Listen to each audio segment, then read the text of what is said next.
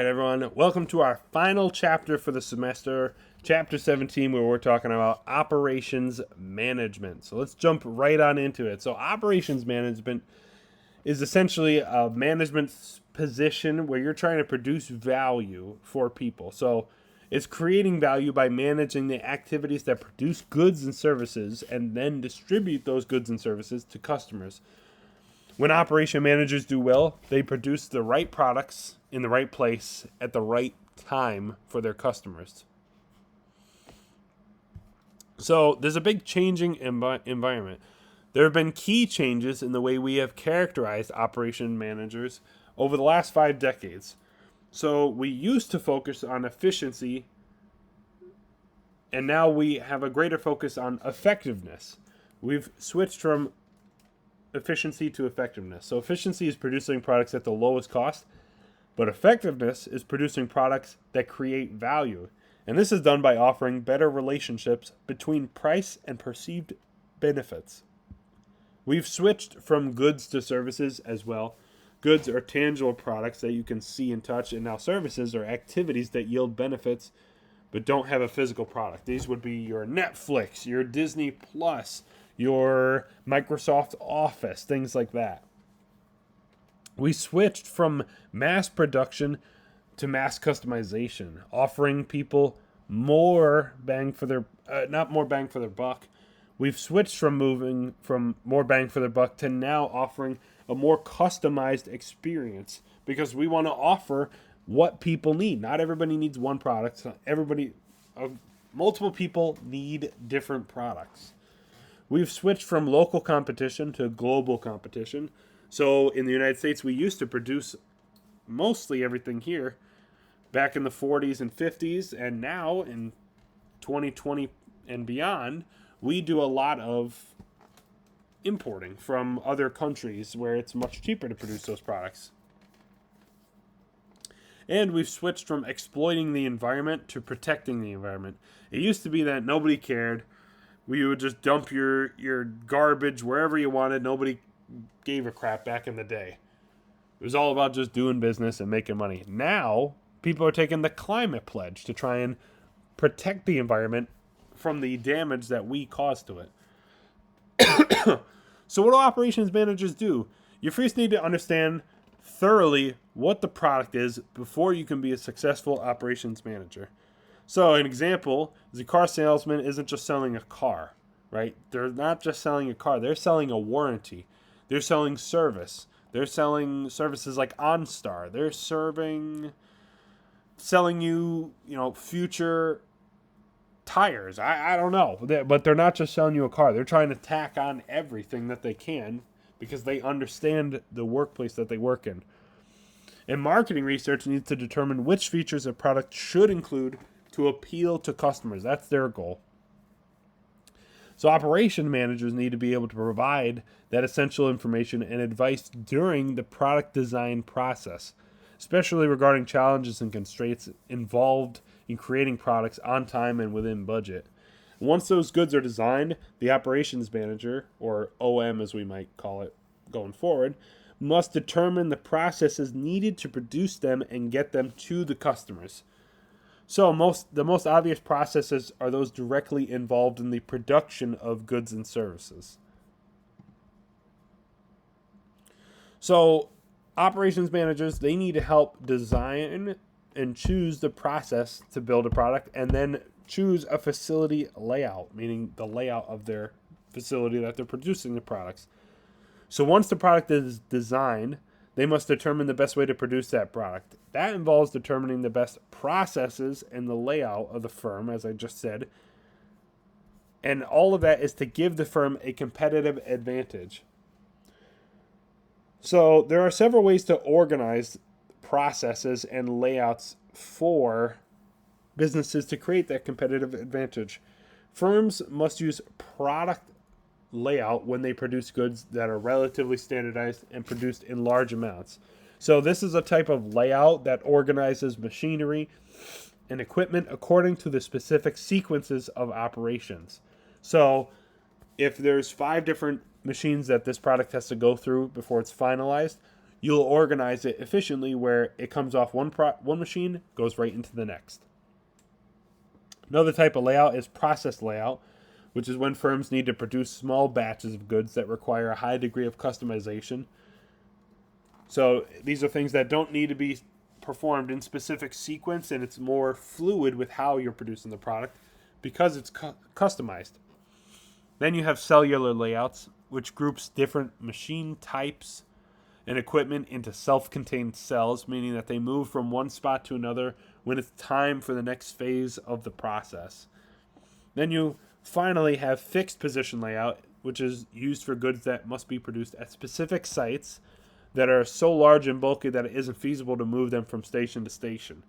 So this would be producing a massive piece of machinery. So going into a warehouse and producing that machine right there. You're not moving this 500-ton machine all around the place. You're just producing it where it needs to go.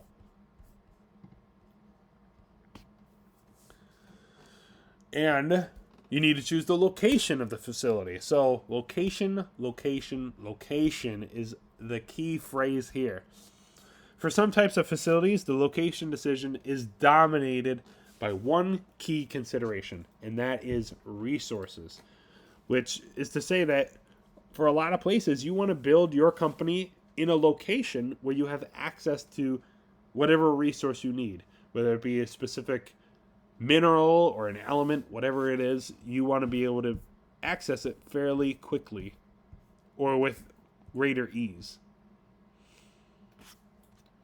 Operations managers also need to control inventory and project scheduling. They are in charge of ensuring that inventories of goods and other items are where they should be. They also need to ensure they are following a schedule, right? Because following off schedule is going to be a huge issue, especially for your stakeholders and if you have to push a product back. So that brings us to technology and operations. So a key word that you've probably heard of in the news over the last several years, probably the last decade even, is automation. This is replacing human operation and control of machinery and equipment with some form of programmed control, meaning swapping out humans for computers or robots or artificial intelligence. And this offers a lot of advantages. They often perform jobs that most human workers find tedious or even dangerous, which, I'm okay with taking a boring job and giving it to a machine. Machines don't get tired. They don't need to take breaks, and they're much more flexible than humans are in the way that we program and set them up. Humans, you can't really control them, but robots, you just program them to do X, Y, and Z, and then bing, bang, boom, they're doing whatever you need. They're most commonly used in factory settings, but, you've seen it in grocery stores. You've seen it all over the place, delivering pizzas, drones, things like that. Software technologies also have a lot of benefits that are offered or available to operations managers, such as CAD, which is computer-aided design. That's a software that helps you create 3D projects. You also have K, which is computer-aided engineering, which is software that enables users to test, analyze, and optimize their designs through computer simulations. Not just on the production floor, but could be building quality in marketing and customer service. Then you have CAM, which is computer-aided manufacturing, which is software that takes the electronic design for a product and creates the programmed instructions for robots to follow. There's a lot going on here. And there's been a big focus on quality, right? We want quality. Buyers are no longer willing to just choose the cheapest option. It's all about context. So, yeah, I'm willing to choose the cheapest option when it comes to, buying a screw that I'm going to put into a piece of IKEA furniture that holds a lamp. I'm okay with going cheap there, but if I'm buying a laptop, I'm not going cheap. I'm willing to pay a premium for a better quality product. And that leads to total quality management, which is an approach to quality improvement that calls for everyone in the organization to take responsibility for improving quality. It has a customer first focus, emphasizes on building quality through the organization, has empowerment of employees, and focuses on prevention rather than correction. So preventing issues rather than just correcting them. There's also a move to be lean and green, which I kind of like that phrase a lot. So lean production is a set of strategies and practices that are designed to eliminate waste. So waste in this case is defined as any function or activity that uses resources but doesn't create value. Let me just correct that there.